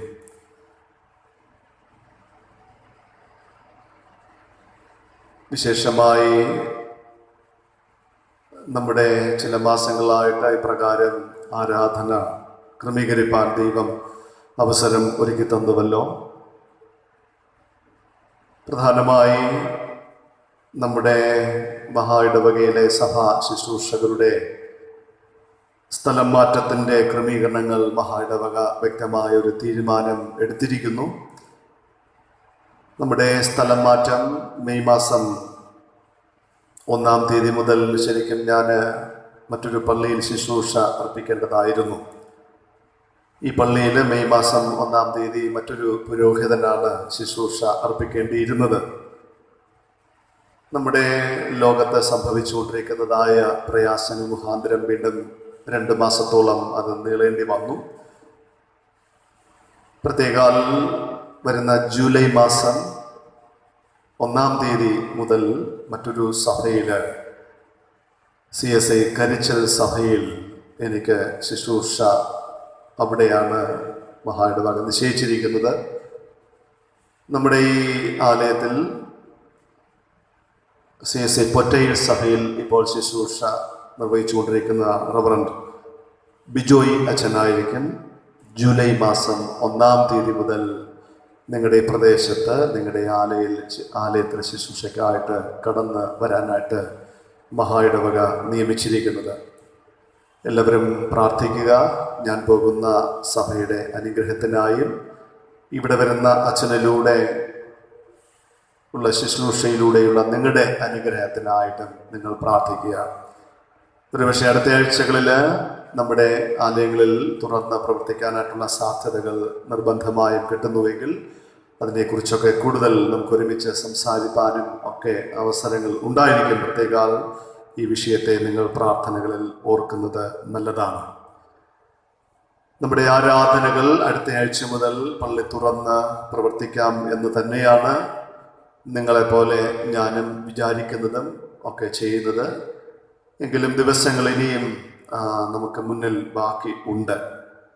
അതിൻ്റെ വ്യക്തമായ ഒരു കാഴ്ചപ്പാട് എങ്ങനെയാണ്, ഏത് സമയത്താണ്, ഏത് ക്രമീകരണമാണ് എന്നൊക്കെ വരുന്ന ഞായറാഴ്ച പള്ളി തുറന്ന് പ്രവർത്തിക്കുമെന്ന് പൂർണ്ണമായി ഒരു ഉറപ്പ് നമുക്കുണ്ട് ഇപ്പോൾ. എങ്കിലും അങ്ങനെ പള്ളി തുറന്ന് ആരാധനയ്ക്കായിട്ട് ഇരിക്കാനുള്ള ഭാഗ്യം കിട്ടും എങ്കിൽ അടുത്ത ശനിയാഴ്ചയ്ക്ക് മുമ്പ് തന്നെ അതെങ്ങനെയാണ് എന്നുള്ളത്, ഏത് സമയമാണ് ഒക്കെ ഉള്ള കാര്യം നിങ്ങളുടെ ഭവനങ്ങളിൽ അറിയിക്കുന്നതാണ്. നിർബന്ധമായും എല്ലാ ഭവനങ്ങളിലും അത് അറിയിക്കും ശനിയാഴ്ചയ്ക്ക് മുമ്പായിട്ട്. അത് നിങ്ങൾ പ്രത്യേകം ഓർക്കണം. അതനുസരിച്ച് നിങ്ങൾ പള്ളിയിൽ ആരാധനയ്ക്കായിട്ട് കടന്നു വരണം. നമ്മുടെ സർക്കാരൊക്കെ നൽകുന്ന നിർദ്ദേശങ്ങൾ അറിയാമല്ലോ. അകലമൊക്കെ പാലിക്കുക. ഒരുപക്ഷെ എനിക്ക് തോന്നുന്നു ഒറ്റ ആരാധനയായിട്ട് പാടായിരിക്കും മിക്കവാറും. അതുകൊണ്ടാണ് അതിൻ്റെ ചില സമയങ്ങൾ ക്രമീകരിക്കുന്നത്. അത് ശനിയാഴ്ചയ്ക്ക് മുമ്പ് നിങ്ങളുടെ ഭവനങ്ങളിൽ നിർബന്ധമായും അറിയിക്കും. അതനുസരിച്ച് എല്ലാവരും ഈ ആരാധനയിൽ പങ്കെടുക്കാനായിട്ട് ഞാൻ ഓർമ്മപ്പെടുത്തുകയാണ്. മറ്റൊരു സന്തോഷമുള്ള കാര്യം എന്ന് പറയുന്നത്, ഏകദേശം 2-3 മാസങ്ങളായി 2-2.5 മാസങ്ങളായി വാട്സപ്പ് വഴിയാണ് നമ്മൾ ആരാധനയിൽ പങ്കെടുത്തുകൊണ്ടിരിക്കുന്നത്. ഈ ആരാധനകളെല്ലാം റെക്കോർഡ് ചെയ്യുകയും അതിനെ എഡിറ്റ് ചെയ്ത് മിക്സ് ഒക്കെ ചെയ്യുകയും ചെയ്യുന്നത് നമ്മുടെ പ്രിയപ്പെട്ട അംഗങ്ങളായ വിനീതും പ്രസീം ദാസുമാണ്. അവർ രണ്ടുപേരുമാണ് ഈ എല്ലാ ദിവസങ്ങളിലും ഇതിനെ റെക്കോർഡ് ചെയ്ത് കമ്പ്യൂട്ടറിൽ എഡിറ്റ് ചെയ്ത് ഇതിനെ ഒരു ചിട്ടയായ ആരാധനയായിട്ട് നമുക്ക് നൽകിക്കൊണ്ടിരിക്കുന്നത്. പ്രത്യേകം ആ സഹോദരങ്ങളോടുകൂടെയുള്ള നമ്മളെല്ലാവരുടെയും സഭയുടെ കടപ്പാട് നന്ദിയും വിശേഷാൽ ഞാൻ ഈ സമയം അറിയുകയാണ്. വളരെ വേഗം ഇന്നത്തെ വചന ധ്യാനത്തിന് വേണ്ടി ഞാൻ പ്രവേശിക്കുന്നു. ഇന്ന് കഴിഞ്ഞ ജൂൺ 5 ലോക പരിസ്ഥിതി ദിനമായിട്ട് നമ്മുടെ ലോകം മുഴുവനും ഓർമ്മിച്ചു. അത് കഴിഞ്ഞു വരുന്നതായ ഞായറാഴ്ച, ഇന്ന് നമ്മുടെ പഞ്ചാംഗം അനുസരിച്ച് അടുത്ത ഞായറാഴ്ചയാണ്, ജൂൺ 14 ഈ ചിന്താവിഷയം ഇട്ടിരിക്കുന്നത്. എങ്കിലും എനിക്ക് തോന്നി ജൂൺ 5 കഴിഞ്ഞു വരുന്നതായി ഞായറാഴ്ച പരിസ്ഥിതി ഞായറാഴ്ചയായിട്ട് ഓർക്കുകയും അതിൻ്റെ വിഷയങ്ങൾ സംസാരിക്കുകയും ചെയ്യാമെന്ന് ഞാൻ കരുതി. അങ്ങനെയാണ് ഈ വിഷയം ഇന്ന് തിരഞ്ഞെടുത്തത്. നമ്മുടെ ആൾക്കാരെ മുഴുവനും നമ്മൾ നോക്കുമ്പോൾ തന്നെ നമുക്കറിയാം, കഴിഞ്ഞ ആഴ്ചയൊക്കെ മറ്റൊരു കളറായിരുന്നു. ഈ ആഴ്ച മുതൽ പച്ച ഇട്ട് അലങ്കരിച്ചിരിക്കുകയാണ്. ഇതിൻ്റെ പ്രാധാന്യതയെല്ലാം ഞാൻ സഭയിൽ നിങ്ങളോട് സൂചിപ്പിച്ചിട്ടുണ്ടല്ലോ. അതിനേക്കാൾ ഉപരി ഈ പരിസ്ഥിതി ഞായർ ഓർക്കുമ്പോൾ നമ്മുടെ മനസ്സിൽ ഓർമ്മ വരുന്ന ഒരു വലിയ സംഗതിയുണ്ട്. കഴിഞ്ഞ വർഷങ്ങളിൽ വൃക്ഷത്തൈകൾ കിട്ടി, ഇപ്പോൾ എങ്ങനെ? പക്ഷെ ഇപ്പോൾ നമ്മുടെ സാഹചര്യം അനുസരിച്ച് അതിന് പറ്റുന്നില്ല. പക്ഷെ എനിക്ക് തോന്നുന്നു ഈ വർഷത്തെ ഈ പരിസ്ഥിതി ഞായറിൽ ഈ ആരാധനയൊക്കെ കഴിഞ്ഞിട്ട് നിങ്ങൾ ഓർക്കുന്നത് നല്ലതാണ്. കഴിഞ്ഞ വർഷങ്ങളിൽ, കഴിഞ്ഞ 5 വർഷങ്ങളായിട്ട് നിങ്ങളുടെ ഭവനത്തിൻ്റെ അങ്കണത്തിൽ നിങ്ങൾ വച്ചുപിടിപ്പിച്ചതായ മരത്തൈകൾ ചിലതൊക്കെ വളർന്നിട്ടുണ്ട്, ചിലതൊക്കെ നശിച്ചു പോയിട്ടുണ്ട്. എങ്കിലും വളർന്ന് പന്തലിച്ച് നിൽക്കുന്നതായ ആ മരത്തൈകളെ ഒന്നുകൂടെ ചിട്ടയാക്കാനായിട്ട് ശ്രമിക്കുന്നതായ, ചിട്ടപ്പെടുത്താനായിട്ട് ശ്രമിക്കുന്ന, വളക്കൂറുകൾ നൽകാൻ ശ്രമിക്കുന്ന ഒരു വർഷമാക്കി ഈ വർഷത്തെ നമുക്ക് ഓർക്കാം. ആരാധന കഴിഞ്ഞിട്ട് മുൻ നാളുകളിൽ ഇപ്രകാരം കിട്ടിയ വർഷത്തൈകളെ ഒന്ന് ചെന്ന് കാണാനും ഒന്ന് ദൈവത്തിന് സ്തോത്രം അർപ്പിക്കാനൊക്കെ ഉള്ള ഒരു ദിവസമായിട്ട് ഈ വർഷത്തിലെ പരിസ്ഥിതി ഞായറിൽ നമുക്കതിനെ കരുതുകയും അങ്ങനെ അതിൻ്റെ ഓർമ്മകൾ നമുക്ക് പുതുക്കുകയും ചെയ്യാം. വേദപുസ്തകവുമായി ബന്ധപ്പെട്ട് ചില കാര്യങ്ങൾ വളരെ വേഗം പറയാൻ ഞാൻ ആഗ്രഹിക്കുകയാണ്. നോഹയാണ് ആദ്യത്തെ പരിസ്ഥിതി പ്രവർത്തകനായിട്ട് വേദപുസ്തകത്തിൽ നമ്മൾ പഠിച്ചിരിക്കുന്നത്. യഹോവയായ ദൈവത്തിൻ്റെ കൽപ്പന അനുസരിച്ച് പെട്ടകം ഉണ്ടാക്കി ആളുകളെ മാത്രമല്ല സകല ചരാചരത്തിൽ നിന്നും സകല ജന്തുക്കളിൽ നിന്നും ഈരണ്ട് ആയി നോഹ പെട്ടകത്തിൽ മനുഷ്യരെയും ഇഴജാതികളെയും മൃഗങ്ങളെല്ലാം കയറ്റുകയാണ്. ഒരുപക്ഷെ ഒരു ആദ്യത്തെ പരിസ്ഥിതി പ്രവർത്തകനാണ്. അതിന്റെ പിന്നിൽ ദൈവത്തിന്റെ ഒരു വലിയ നിർദ്ദേശം ഉണ്ടായിരുന്നു. അവിടെ നോക്കണം, മനുഷ്യൻ മാത്രമല്ല, ഈ ലോകത്തിലെ സകല ചരാചരങ്ങളും അതിനകത്ത് വരികയാണ്. ഇഴജാതികൾ വരികയാണ്, പറവകൾ വരികയാണ്, മൃഗങ്ങൾ വരികയാണ്. ദൈവത്തിന്റെ കരുണ എല്ലാറ്റിൻ്റെ മേലും ഉണ്ട്. മനുഷ്യൻ മാത്രമല്ല ദൈവത്തിന്റെ പദ്ധതി. ഈ ഭൂമിയിലെ കൊച്ചു ജന്തുക്കളോ എന്തോ ആയിക്കൊള്ളട്ടെ, എല്ലാം ദൈവത്തിന്റെ പദ്ധതിയാണ്. അതുകൊണ്ടാണ് അവിടെ ഒരു കയർ അവിടെ കൊടുക്കുന്നത്. എല്ലാറ്റിൽ നിന്നും ഈരണ്ടായി അവിടെ നോഹ കയറ്റുന്നു. ഉൽപ്പത്തി 9-ാമത്തെ അധ്യായം 8 മുതൽ 10 വരെയുള്ള വാക്യങ്ങൾ വായിക്കുമ്പോൾ അവിടെ പറയുന്നത് ഇങ്ങനെയാണ്: നിങ്ങളോടും നിങ്ങളുടെ സന്തതിയോടും ഭൂമിയിൽ നിങ്ങളോട് കൂടെയുള്ള പക്ഷികളോടും കാട്ടുമൃഗങ്ങളോടും ഭൂമിയിലെ സകല മൃഗങ്ങളോടും കൂടെ ഒരു നിയമം ചെയ്യുന്നു എന്നാണ് അവിടെ ദൈവം നോഹയോട് പറയുകയാണ്. അപ്പൊ നമ്മളോട് മാത്രമല്ല, സൃഷ്ടിയുടെ മകുടമായി സൃഷ്ടിക്കപ്പെട്ട മനുഷ്യനോട് മാത്രമല്ല, ലോകത്തിലെ സകല ജന്തുക്കളോടും എല്ലാവരോടും കൂടെ ദൈവത്തിനൊരു കരുണയുണ്ട്, ഒരു ഉടമ്പടിയുണ്ട്. എല്ലാം ദൈവത്തിന്റെ പദ്ധതിയുടെ, ദൈവത്തിന്റെ മനസ്സിന്റെ ഭാഗമാണ് എന്നാണ് അതിന്റെ അർത്ഥം. അതുകൊണ്ടാണ് സങ്കീർത്തനത്തിൽ പറയുന്നത്, 148-ാം സങ്കീർത്തനത്തിൽ പറയുന്നത്, പകൽ വാഴുവാൻ സൂര്യനെ ഉണ്ടാക്കിയവന് അവന്റെ ദയ എന്നേക്കുമുള്ളത്, രാത്രി വാഴുവാൻ ചന്ദ്രനെ ഉണ്ടാക്കിയതിന് അവന്റെ ദയ എന്നേക്കുമുള്ളത്, നക്ഷത്രങ്ങളെ ഉണ്ടാക്കിയവന് അവന്റെ ദയ എന്നേക്കുമുള്ളത്, പുല്ലുകളെ ഉണ്ടാക്കിയവന് അവന്റെ ദയ എന്നേക്കുമുള്ളത്, സമുദ്രത്തെ ഉണ്ടാക്കിയവന് അവന്റെ ദയ എന്നേക്കുമുള്ളത്, മലകളെ നിർമ്മിച്ചവന് അവന്റെ ദയ എന്നേക്കുമുള്ളത്. എല്ലാം ദൈവത്തിന്റെ പരിപാലനത്തിന്റെ ഭാഗമാണ്. മനുഷ്യൻ മാത്രമല്ല എന്നതാണ് ഞാൻ ഇവിടെ പറഞ്ഞു വരുന്നത്.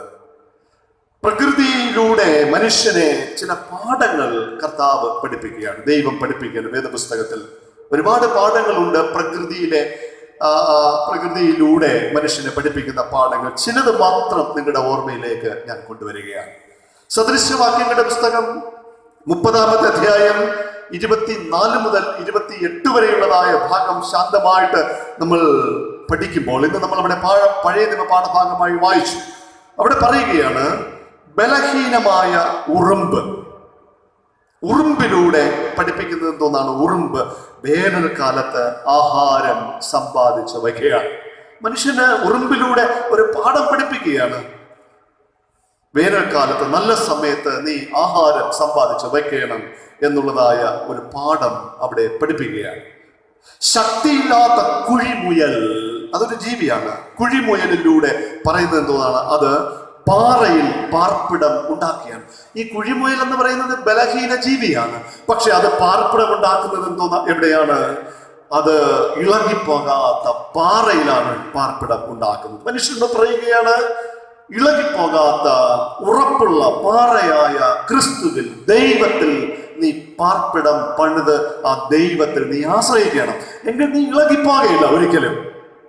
മത്തായി സുവിശേഷത്തിലൊക്കെ പറയുന്നത് പോലെ കോളിളക്കങ്ങൾ വരും, പ്രയാസങ്ങളൊക്കെ വരും. നമ്മൾ ഇന്ന് പ്രാർത്ഥനയിലൊക്കെ അത് ആവർത്തിച്ച് ഉദ്ധരിച്ചു എന്നാണ് എൻ്റെ ഓർമ്മ.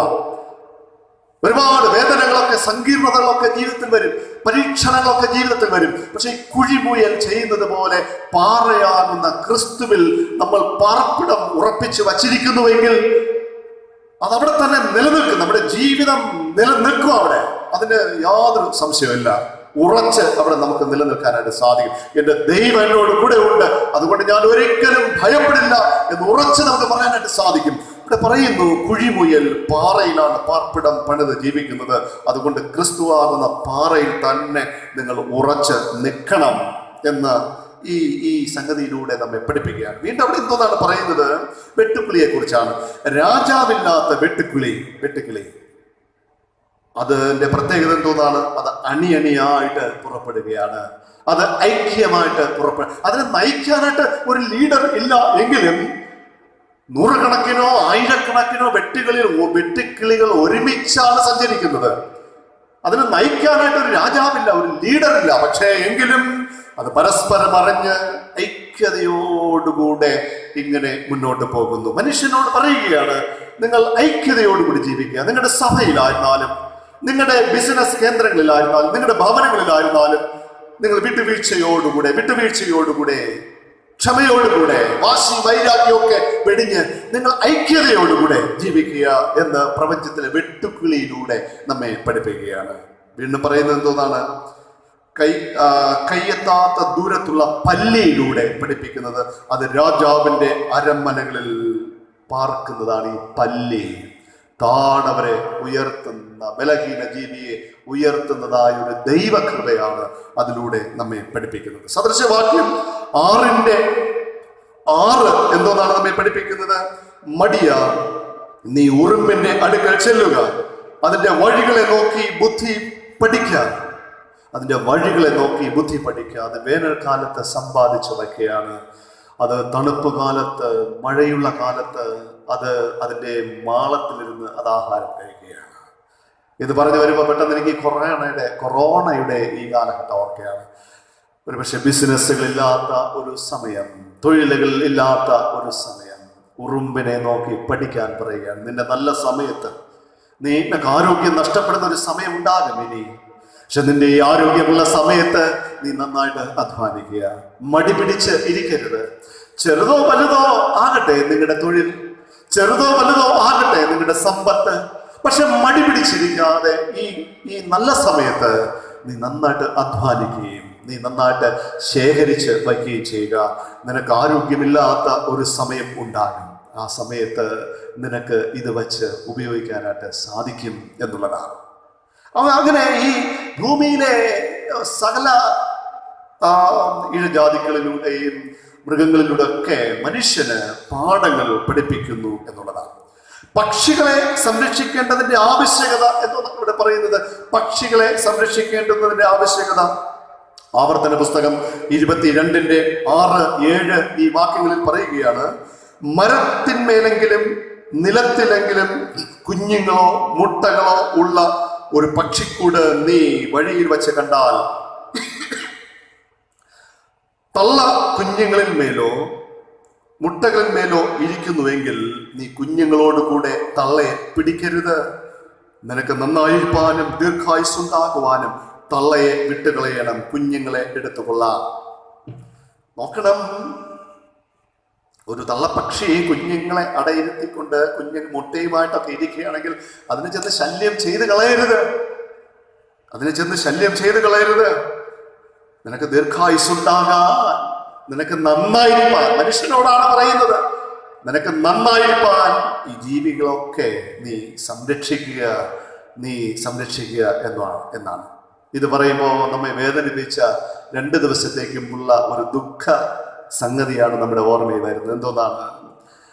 ഒരു പിടിയാന ഒരു ഗർഭിണിയായ ആനയെ കൊന്നുകളഞ്ഞതായ ഒരു ദാരുണമായ അവസ്ഥ അല്ലേ? ലോകത്തെ മുഴുവനും ഞെട്ടിപ്പിച്ചതായ ഒരു പ്രത്യേക അനുഭവം. അപ്പൊ അവിടെ പറയുകയാണ്, നിനക്ക് നന്നായിരിക്കാൻ, നിനക്ക് ദീർഘായുസ്സുണ്ടാകാൻ നീ പ്രകൃതിയോട്, മറ്റ് ജീവജാലങ്ങളോട് നീ ഒരിക്കലും ക്രൂരത കാണിക്കരുത് എന്നാണ് ഈ പറഞ്ഞു വരുന്നതിൻ്റെ അർത്ഥം.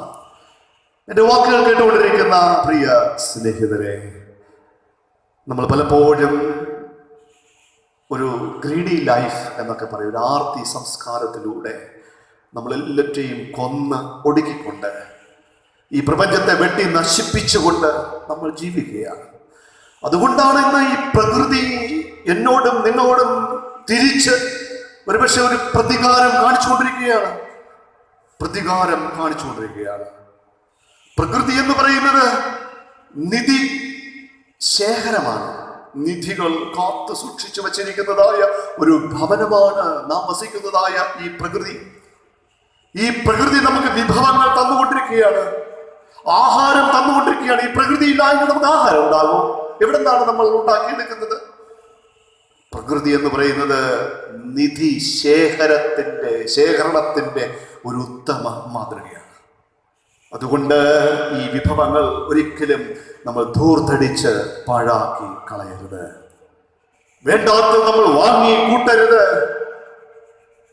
ഉപയോഗം ഇല്ലാത്തത് നമ്മൾ വാങ്ങി കൂട്ടരുത്. അത് മറ്റാർക്കൊക്കെയോ ഉപകാരം ഉള്ളതാണ്. ഈ പ്രകൃതി തന്നുകൊണ്ടിരിക്കുന്നതായി വിഭവങ്ങൾ, ആഹാരങ്ങൾ ധൂർത്തടിച്ച് കളയുന്ന എത്രയോ ആൾക്കാരാണ് നമ്മുടെ ചുറ്റുപാടുള്ളത്. നമ്മളൊക്കെ കാണുമായിരിക്കും. ഭക്ഷണം നമ്മുടെ പ്രകൃതി നമുക്ക് തരികയാണ്. ആവശ്യത്തിന് മാത്രം നമ്മൾ വാങ്ങുക.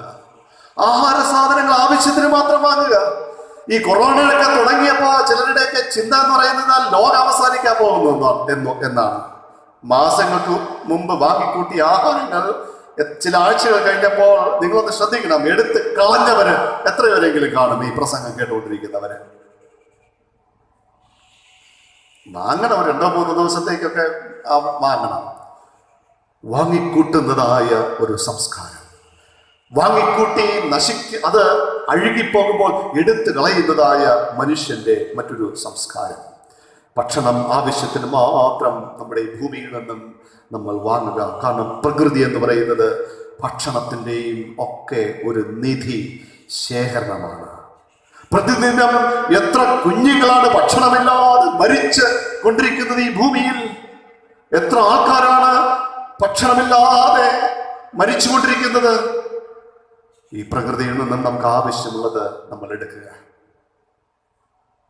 ദൈവജനം ഇങ്ങനെ മരുഭൂമിയിലൂടെ യാത്ര ചെയ്തുകൊണ്ട് പോയപ്പോൾ ദൈവം നൽകുന്ന ആജ്ഞ, മാറി മാറി നൽകുന്ന ഉത്തരവ് ഇതാണ്: നിങ്ങൾക്ക് ഓരോ ദിവസത്തേക്ക് ആവശ്യമുള്ളത് മാത്രം എടുക്കുക, ആവശ്യമില്ലാത്തത് നിങ്ങൾ ആരും എടുത്ത് കൂട്ടി അതിനെ പാഴാക്കി കളയരുത് എന്ന് അവിടെ പറയുകയാണ്. ഈ കഴിഞ്ഞ ജൂൺ 5 പത്രം ടെസ്റ്റിങ്ങിന് വായിച്ചു വന്നപ്പോൾ അവിടെ കാണാനായിട്ട് സാധിച്ചത് 41,415 തരം ജീവജാലങ്ങൾ കടുത്ത വംശനാശ ഭീഷണിയിലാണ്. മനുഷ്യൻ പക്ഷികളെയും മൃഗങ്ങളെയും അവരോടൊക്കെ ക്രൂരത കാണിച്ചുകൊണ്ടിരിക്കുകയാണ് മനുഷ്യൻ. ഞാൻ നേരത്തെ സൂചിപ്പിച്ചതുപോലെ മറ്റ് ജീവജാലങ്ങളോട് കൂടെ ക്രൂരത കാണിച്ചുകൊണ്ടിരിക്കുകയാണ്. കോവിഡ് കാലത്ത് നമ്മൾ ഒന്ന് ഓർക്കണം, നിപ്പ, കോവിഡ് തുടങ്ങിയ വൈറസുകൾ നമ്മുടെ നാട്ടിലൂടെ സഞ്ചരിച്ചു കൊണ്ടിരിക്കുകയാണ്. നിപ്പ വൈറസ്, കോവിഡ് വൈറസ്, ഇതൊക്കെ മൃഗങ്ങളിൽ നിന്നും പക്ഷിജാലങ്ങളിൽ നിന്നും മനുഷ്യനിൽ എത്തിക്കൊണ്ടിരിക്കുകയാണ്. മനുഷ്യൻ മൃഗങ്ങളോട് പക്ഷികളോട് ക്രൂരത കാണിക്കുമ്പോൾ അവർ പ്രതികരിക്കുകയാണ്, ജീവജാലങ്ങൾ പ്രതികരിക്കുകയാണ്. നിപ്പ, കൊറോണ തുടങ്ങിയ വൈറസുകളിലൂടെ മനുഷ്യന്റെ പാഠം പഠിക്കാനായിട്ട് സാധിക്കുന്നുണ്ടോ? പ്രകൃതിയോടുള്ള മനുഷ്യന്റെ ക്രൂരത ഒന്ന് നിർത്താനായിട്ട് മനുഷ്യന് പറ്റുന്നുണ്ടോ എന്ന് ഇവർ നമ്മോട് വെല്ലുവിളിയായിട്ട് നിൽക്കുകയാണ്. ചുഴലിക്കാറ്റുകൾ, ശക്തമായ പ്രകൃതിക്ഷോഭങ്ങൾ, ഇപ്പോൾ ഉംഫുൻ എന്ന് പറയുന്നതായ കാറ്റ് വീശി അടിച്ചുകൊണ്ടിരിക്കുന്ന ഒരു കാലഘട്ടം. ഈ ജൂൺ 5 പത്രത്തിലൂടെ നിങ്ങളും ഞാനും വായിച്ചത് ഇതാണ്: കഴിഞ്ഞ 20 വർഷത്തിനിടെ ചുഴലിക്കാറ്റുകൾ ഇല്ലാതിരുന്നത് കേവലം 3 വർഷം മാത്രം. കഴിഞ്ഞ 20 വർഷം കൊണ്ട് ചുഴലിക്കാറ്റിന്റെ പരമ്പരയാണ്. ഇപ്പോൾ അടുത്ത ഉംഫുൻ ചുഴലിക്കാറ്റ് വന്ന് ഇരിക്കുകയാണ്. പറയുന്നത് 20 വർഷം ഈ പരമ്പരയിൽ നിന്നും മാറി നിന്നത് വെറും 3 വർഷം മാത്രം. എത്ര നാശനഷ്ടങ്ങൾ, എത്ര കെട്ടിടങ്ങൾ തകർന്ന് പടിഞ്ഞുകൊണ്ടിരിക്കുകയാണ്. പ്രകൃതിക്ഷോഭങ്ങൾ വന്നുകൊണ്ടിരിക്കുകയാണ്. അതിന്റെ പിന്നിൽ വനനശീകരണങ്ങൾ, ശക്തമായ മഴ പെയ്യുമ്പോൾ പണ്ടൊക്കെ വെള്ളം ഒഴുകിപ്പോകാനായിട്ട് ആറുകൾ ഉണ്ട്, തോടുകളുണ്ട്. ഇന്ന് ആറുകളില്ല, തോടുകളില്ല. നമ്മൾ വർഷത്തിൽ ഒരിക്കൽ പോകുന്ന മാരാമൺ കൺവെൻഷൻ, പമ്പ, ആ നദി എൻ്റെ മനസ്സിലൂടെ ഇങ്ങനെ കടന്നു പോകുകയാണ്. അതിന് കര നമുക്കില്ല എവിടെയാണെന്ന് നോക്കാൻ. ഇങ്ങനെ പരന്നു കിടക്കുകയാണ്. കരകൾ വെട്ടിപ്പിടിച്ച് കടകൾ വെച്ചും ഭവനങ്ങൾ പണിതും കരകളിൽ നിന്ന് നിബിഡമായി നിന്ന വൃക്ഷങ്ങളെ വെട്ടിമാറ്റിയും അവിടെ വെള്ളത്തിന് ഒഴുകിപ്പോകാനായിട്ട് നദി എന്ന് പറയുന്ന ചാല് ഇന്നില്ല, പരന്നു കിടക്കുകയാണ്. 2 ദിവസം മഴ തുടർന്ന് നിൽക്കുമ്പോൾ തന്നെ അവിടെ പ്രകൃതി മുഴുവനും നാട് മുഴുവനും വെള്ളം കൊണ്ട് നിറയുകയാണ്. എത്രയോ നാശനഷ്ടങ്ങൾ. ഒന്ന് ചിന്തിക്കണം, മനുഷ്യനല്ലേ ഇതിന്റെ പിന്നിലെല്ലാം കാരണക്കാര്? ആറ്റിന്റെ കരയിൽ നിൽക്കുന്ന വൃക്ഷങ്ങൾ, നിബിഡമായി നിൽക്കുന്ന വൃക്ഷങ്ങളെ വെട്ടിമാറ്റി, അതും എനിക്കാണ്, എന്റെ ഭൂമിയാണ്, എനിക്ക് വീട് വെക്കാനുള്ള സ്ഥലമാണ് എന്നൊക്കെ പറഞ്ഞ് അതിനെ ഇടിച്ചു നിരത്തി നമ്മൾ ഫ്ലാറ്റുകളും വീടുകളും ഒക്കെ പണിയുന്ന ഒരു സമ്പ്രദായം. എന്റെ വാക്കുകൾ കേട്ടുകൊണ്ടിരിക്കുന്ന പ്രിയ സ്നേഹിതരെ, ഇവിടെയാണ് പ്രകൃതിയെ സംരക്ഷിക്കുന്നു, മറ്റ് ജീവജാലങ്ങളെ സംരക്ഷിക്കൂ എന്നൊക്കെ വേദപുസ്തകവുമായി ബന്ധപ്പെട്ട് ചിന്തിക്കുന്ന ചിന്തകൾ. അവസാനമായിട്ടൊരു കാര്യം കൂടി ഞാൻ പറഞ്ഞു നിർത്താനായിട്ട് ആഗ്രഹിക്കുകയാണ്.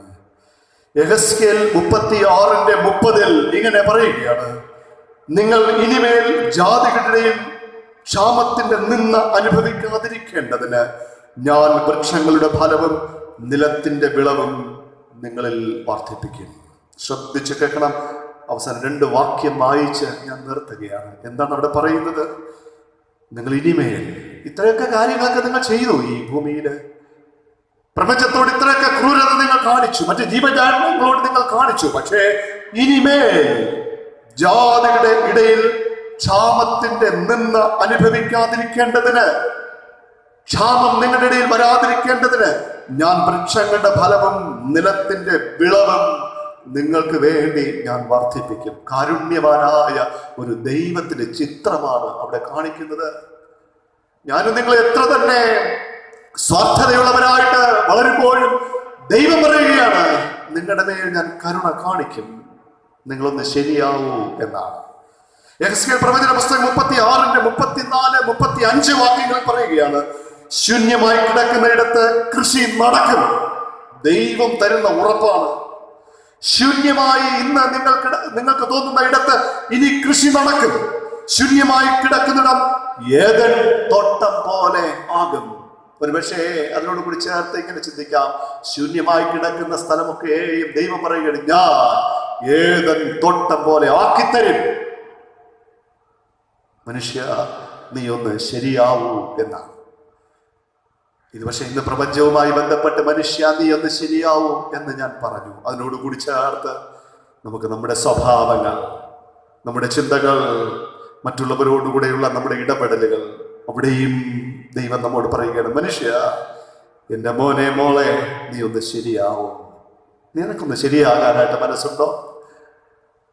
നിനക്കൊന്ന് നല്ല മനുഷ്യനായിട്ട് ഈ ഭൂമി ജീവിക്കാനായിട്ട് സാധിക്കുന്നുണ്ടോ? നീ ഒരു ക്രിസ്ത്യാനി എന്ന് പറഞ്ഞ് പേരെടുത്ത് ജീവിക്കാനായിട്ടല്ല ഞാൻ ആഗ്രഹിക്കുന്നത്. നീ നല്ലൊരു മനുഷ്യനായിട്ട് ഈ ഭൂമി ജീവിക്കാൻ നിനക്ക് സാധിക്കുന്നുണ്ടോ? ലോകത്തിലെ സംഭവങ്ങൾ എത്ര തന്നെ ഇങ്ങനെ ആവർത്തിച്ച് വന്നുകൊണ്ടിരിക്കുന്നു തോറും പ്രകൃതി നിനക്കെതിരായിട്ട് ആഞ്ഞ് അടിച്ച് നിന്നെ തകർത്തുകൊണ്ടിരിക്കുന്നോറും നിനക്ക് ശരിയാകാൻ മനസ്സുണ്ടോ? നിന്നെ സൃഷ്ടിയുടെ മകുടമായിട്ട് ഈ ഭൂമിയിൽ നിന്നെ ഞാൻ അടക്കി ഭരിക്കാൻ വേണ്ടിയല്ല, അസൂയ കാണിക്കാൻ വേണ്ടിയല്ല, പിടിവാശി കാണിക്കാൻ വേണ്ടിയല്ല, സ്വാർത്ഥത കാണിക്കാൻ വേണ്ടിയല്ല, ക്രൂരതയുള്ള ജീവിതം നയിക്കാൻ വേണ്ടിയല്ല. നിനക്ക് ശരിയാകാൻ മനസ്സുണ്ടോ? എങ്കിൽ ഈ പ്രപഞ്ചവും ശരിയാകും. ഇവിടെ പറയുകയാണ്, ശൂന്യമായി കിടക്കുന്നിടത്ത് കൃഷി നടക്കും, ശൂന്യമായി കിടക്കുന്ന ഇടം ഏദൻ തോട്ടം പോലെ വീണ്ടും ആകും എന്ന് പറയുകയാണ്. പ്രിയപ്പെട്ടവരെ, ഞാൻ എൻ്റെ വാക്കുകളെ ചുരുക്കാനായിട്ട് ആഗ്രഹിക്കുകയാണ്. ഈ പരിസ്ഥിതി ഞാനിൽ നമുക്കൊരു തീരുമാനമെടുക്കാമോ?